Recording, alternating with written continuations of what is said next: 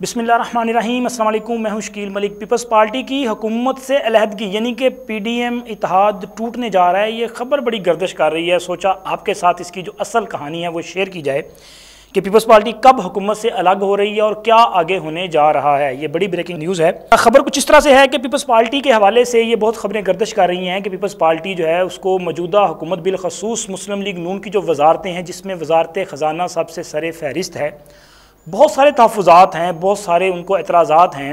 वो समझते हैं कि बजट की जो तकमील थी या इसको बनाने का जो मरहला था उसमें उनसे मशावरत नहीं की गई और उनको फ़ंड्स कम दिए गए हैं, उनकी तरक्याती स्कीमों के फ़ंड्स कम हैं। इसी तरह एक और बड़ा मसला ये था कि सिंध में जो सैलाब ज़दगान हैं उनकी बहाली के लिए वज़ीर आज़म ने एक पैकेज अनाउंस किया था। वो सिर्फ अनाउंस किया, पैसे नहीं रिलीज़ किए थे, जिस पर बिलावल भुट्टो ज़रदारी ने भी ये बात की और उन्होंने भी अपने शदीद तहफ़्फ़ुज़ात का इजहार किया और उन्होंने एलानिया तौर पे कहा कि वजारत ख़जाना जो है वो अपना वादा पूरा नहीं कर रही। ये जो धमकी थी उनकी दबे लफ्ज़ों में वो यही था कि हुकूमत से अलग हो जाएंगे।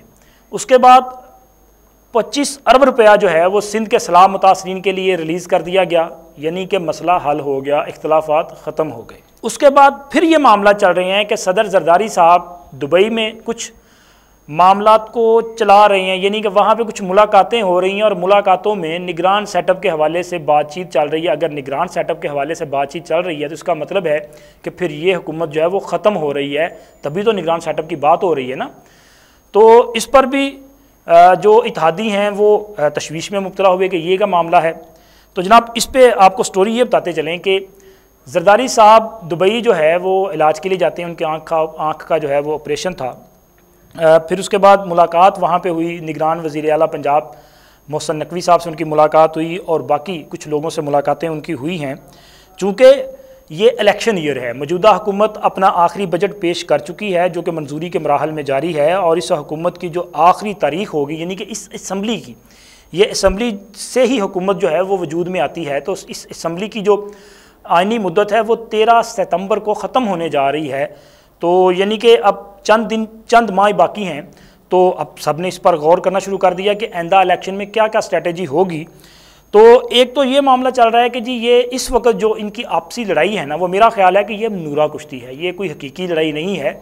ये सियासी हिकमत अमली का जो है वो हिस्सा है कि ये तमाम सियासी जमातें जो हैं वो अपना अपना जो सियासी एजेंडा है उसको आवाम के सामने लेके जाएंगे। और इसी तरह चूँकि मुस्लिम लीग नून और पीपल्स पार्टी का जो वोटर है वो एक दूसरे का मुखालफ है, यानी कि अगर पंजाब से पीपल्स पार्टी को वोट लेना है तो एंटी नवाज़ वोट जो है वो उनको अट्रैक्ट करेंगे और वो वोट उनको मिल सकता है।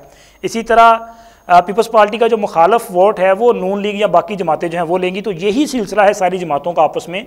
तो सियासत करनी है तो इलेक्शन का चूँकि माहौल बनना है तो माहौल इसी तरह बनेगा कि ये आपस में इख्तलाफात की इस तरह से डुगडुगी बजाएंगे और आवाम की तवज्जो भी इनकी तरफ जाएगी और वैसे भी जो थर्ड ऑप्शन है उसे पसे पुश्त डाला जाएगा और इनकी सियासत जो है वो अगर ज़ुबान ज़द-ए-आम होगी तो फिर ही ये कुछ आवाम से जो है वो हासिल कर सकेंगे। तो मेरा ये ख्याल है कि ये सारा जो मामला चल रहा है ना कि पीपल्स पार्टी हुकूमत से अलग हो रही है या हो जाएगी या ईद के बाद ये तो मुझे लग रहा है कि ईद के बाद कुछ मामला आगे बढ़ेंगे, लेकिन इस तरह से अलहदगी नहीं होगी इनकी कि ये इख्तलाफात हों और हुकूमत जो है वो गैर मुस्तहकम होकर जो है वो धड़न से गिर जाए। नहीं, ये मौजूदा जो असम्बली है उसकी मुद्दत, आइनी मुद्दत, ये उससे कुछ दिन कबल असम्बली तहलील की जा सकती है, यानी कि अगस्त में या जुलाई के बिल्कुल आखिर में या अगस्त के शुरू में, यानी कि 13 से पहले की बात कर रहा हूँ, असम्बली तहलील कर दी जाए और फिर उसके बाद इलेक्शन करवाए जाए। और फिर चूँकि एक और भी होगा कि इनके पास कंपेन चलाने के लिए 90 रोज़ होंगे। अगर 13